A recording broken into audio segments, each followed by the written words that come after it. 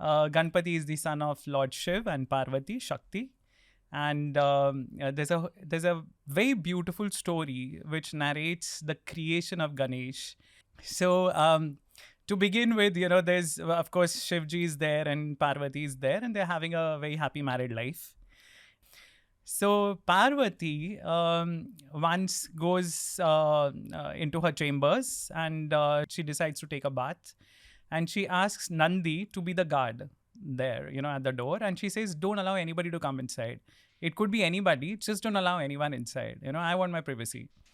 And Nandi says, "Okay." And Nandi's standing there, and within a few moments, it's Shiva who comes inside. And how can Nandi stop Shiva from getting into his own home? He doesn't even dare, to stop or even think of stopping him. And Shiva just walks in, marches in, and Parvati's like, "How are you inside? I asked Nandi to stop anybody who's coming inside. I wanted my privacy." And she was like, "But this is my home, right? Why would Nandi stop me?" And that actually triggers a train of thought in Parvati and her friends. So there's Jaya, Vijaya, etc. There's all her close friends, associates, and they are having a conversation. So it's a very slice of life conversation that they're having. They're like, there's so many ganas around, but none of them is our own. So if you see even Nandi, who really worships you, even he couldn't stop Shiva. He couldn't follow your order. He couldn't follow your directive, right? So we should ideally have a gun of our own. What's a gun? A gun is, they're the associates of Lord Shiv. It comes from Ganit, or Ganit comes from Gan. Gan means something which is countable. So they are innumerable. There's hundreds and thousands of ganas. Okay, so a gun is the associate of Lord Shiv. So Parvati decides to create a gun. And from all the, unguents, the emollients she applies on her body, the sandalwood, etc. So she decides to create a doll out of it. And this boy, a small boy, she puts life into it because she's Shakti. And this child is given the task of guarding her chamber. So Ganpati, even in Tantra, is known as the guardian of the Mooladhara chakra. Right? So he's the guardian of the first chakra, the base chakra. And what is inside those chakras? What do we want to rise through the chakras? That's Shakti. That's the Kundalini, right? So multiple levels of symbolism, which you find in this story. So Ganpati is standing there, and same order is given.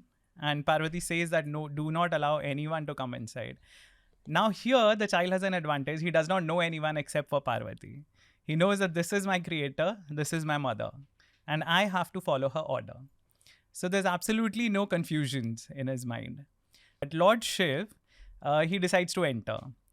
And this child stops him. And he says that I have my orders and no one is allowed to go in. And Lord Shiv is like, this is my house. Who are you? You are a stranger. In fact, this is my property. How are you here? And there's an argument that happens. Now, Lord Shiv, he decides to give his ganas a chance to persuade the kid. And if you read the Shiv Puran, there is a lot of reading in between the lines that you need to do. So Lord Shiv is actually thinking that the ganas have become too powerful. And, their pride is too much to handle right now. Maybe this is a chance for them to learn a lesson. So he goes back and he sends his ganas to talk to the boy. Now, the boy is being pressurized by the ganas to let Lord Shiv pass. And the child actually makes a mockery of them, and he says that you guys are like sturdy, well-built, like wrestlers, and I'm a kid, and you're threatening me, right? So if you really want to do it, just come and fight with me. And he's very confident because he has the support of his mother, and the ganas are perplexed. So they decide to go back to Lord Shiv before taking any action, and he tells them that there's no use of talking. When you have to show your might, you have to show it. You do it. And the ganas come and they fight with the boy. And the boy easily defeats them. Because he's the child of Shakti. Imagine, he's the origin of this universe, the Urja, the Shakti, the power that runs within each of us, she has created that boy. He's very powerful. And the Ganas are defeated and they run back to Lord Shiv. So Lord Shiv says, okay, this lesson has been taught. Now let us see what the Devas have to do. So the gods are invited to try their hand at, persuading the child. So Lord Brahma comes as a rishi. He tries to go and speak to the kid. The kid just jumps on him and pounces on him. So he also goes back. The other gods come. There's a huge fight, actually, that is described in the Shiv Puran. And now Parvati gets to know what's happening outside. And she's livid that, all of these people, they are trying to pressurize a small boy, into submission. So Parvati sends a message to the boy that whatever happens, you have to stand your ground. Now, at various levels, if you start analyzing what is happening, you see there's a clash of egos here. There's a clash of the male ego, who's the owner of the house. And he says that this is my house. This has been created by me, for me, and I own it. So I have complete right over it. Wherever I want to go, I can. And there's the female ego who says that whatever it is, this is my part of the house. This is where I am. I need my privacy here. You cannot enter without my permission.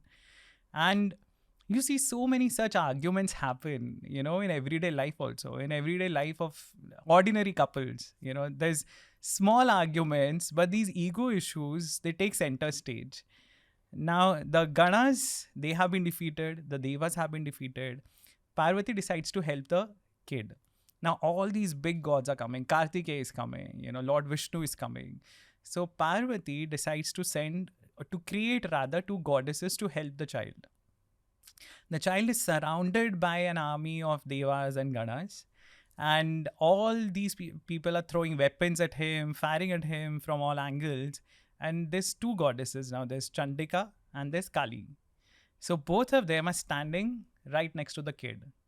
So Kali is swallowing all the weapons that are being thrown at the kid. And Chandika is actually releasing electric current into the army around. So, sort of paralyzing them. Interestingly, because of this, there's a stalemate.